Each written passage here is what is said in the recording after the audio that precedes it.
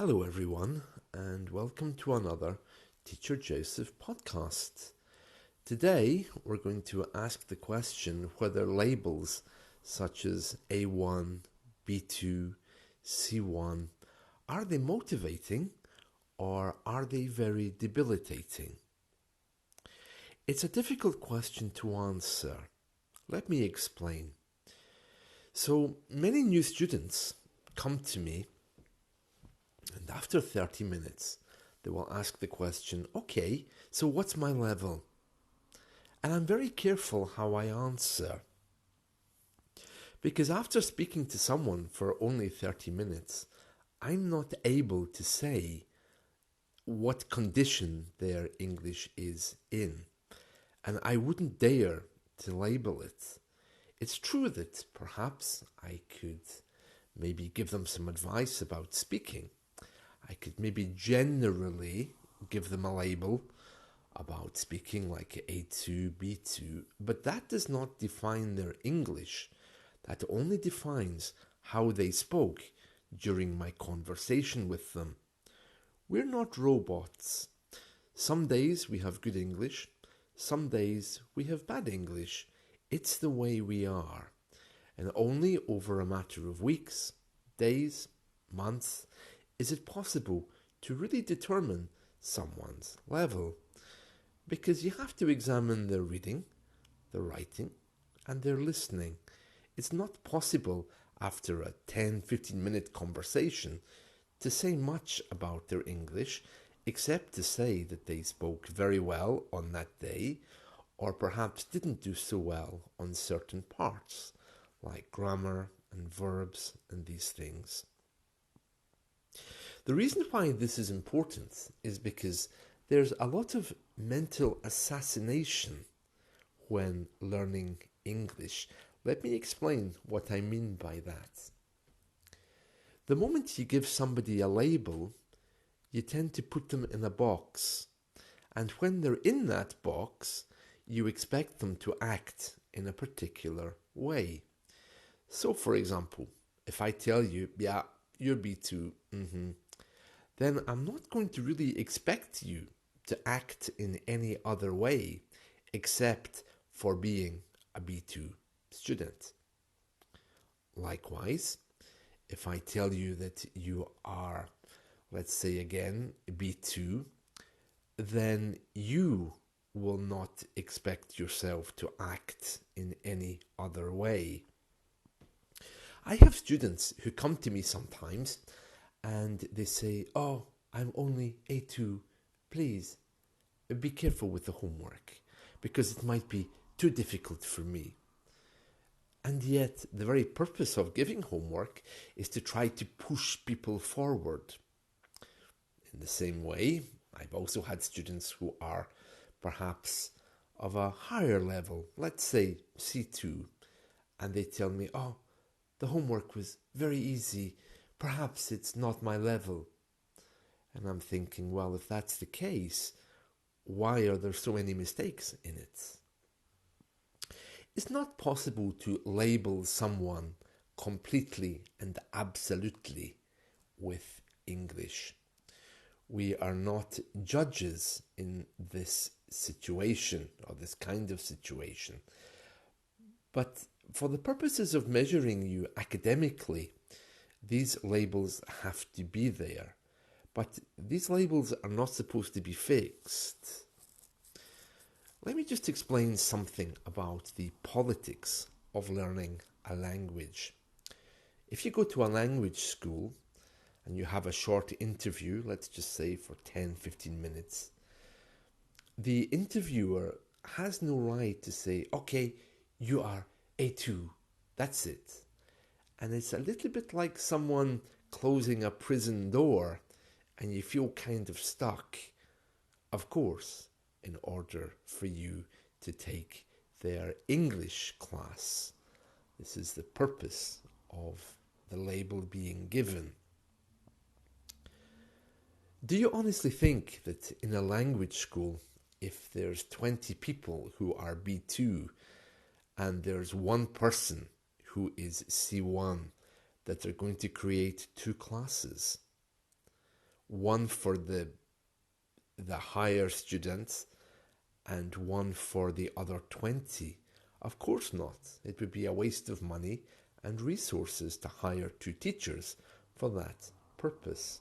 So it's much easier for them to put you down, to lower you into a B2 category, and then watch you doing well in the C2 category the next time it comes up in a year or two.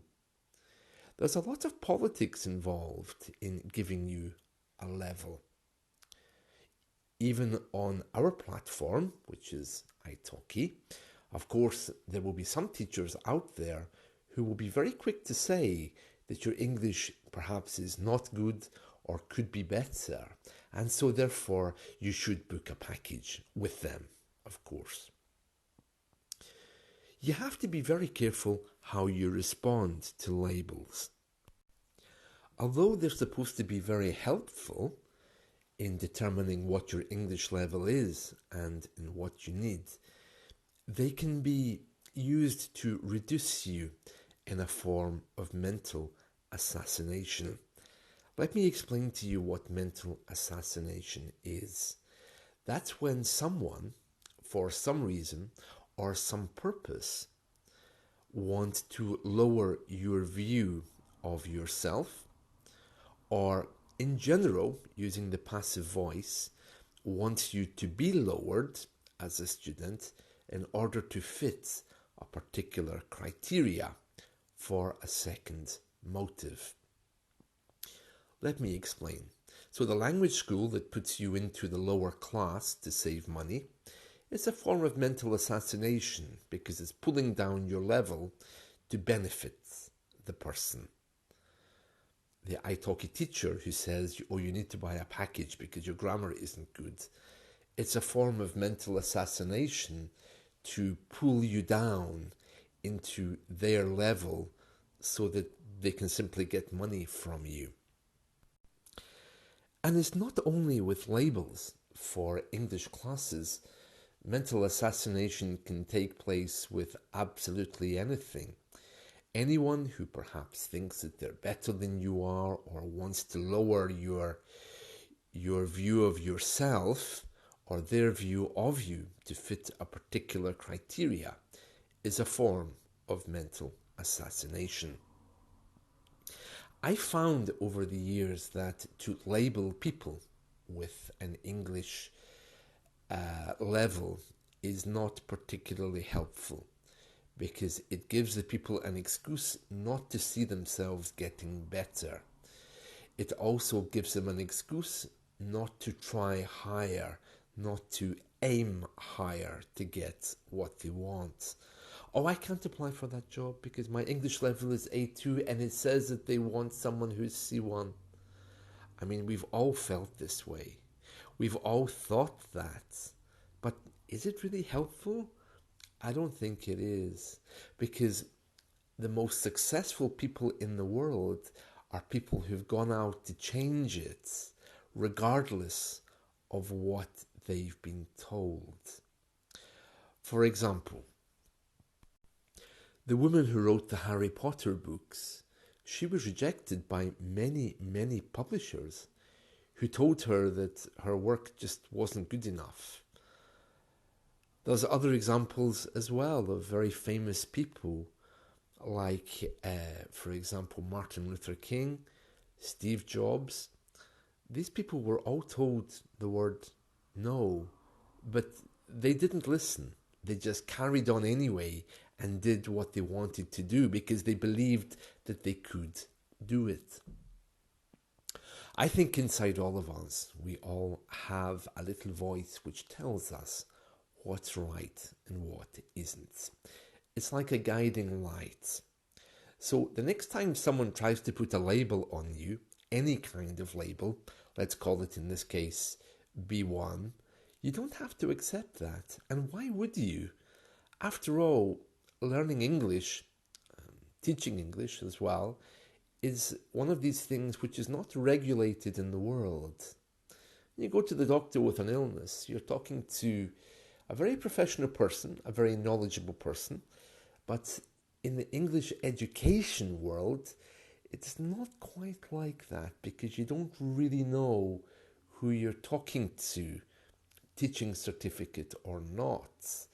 And when it comes on a one-to-one, on platforms like we use, it can become a little bit more difficult because you become a commodity in a very, very big system.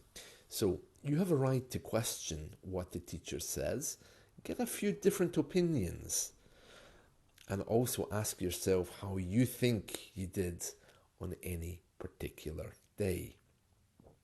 Also think twice before the question comes up about how is my English, because you know how your English is and you don't really need someone to tell you, unless of course it is for exam purposes.